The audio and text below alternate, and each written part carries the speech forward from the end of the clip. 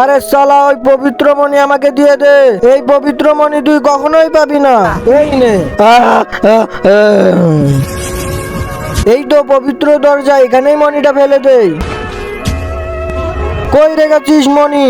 মণি আমি এই পবিত্র দরজায় রেখেছি, যা শুধু মানুষেরাই আনতে পারবে। তোকে এবার মেরেই ফেলবো শালা। এই নে। আরে ওই তো একটা মানুষ, ওকে আমার কাজে লাগতে পারে। এবার ছদ্মবেশ সেজে নেই। আরে কেউ বাঁচাও, বাঁচাও আমার বেটাকে, কেউ বাঁচাও। আরে কি হয়েছে? আমার বেটাকে এক রাক্ষসে মেরে ফেলেছে। ওকে বাঁচাতে গেলে ওই দরজা থেকে একটা মণি আনতে হবে। আমি এখনই নিয়ে আসতেছি মণি। তার আগে আল্লাহর এই সুন্দর নামটি থেকে যারা লাইক সাবস্ক্রাইব করবে, হে আল্লাহ তুমি তাদেরকে হজ করার তৌফিক দান করে দিও। এই নাও মণি।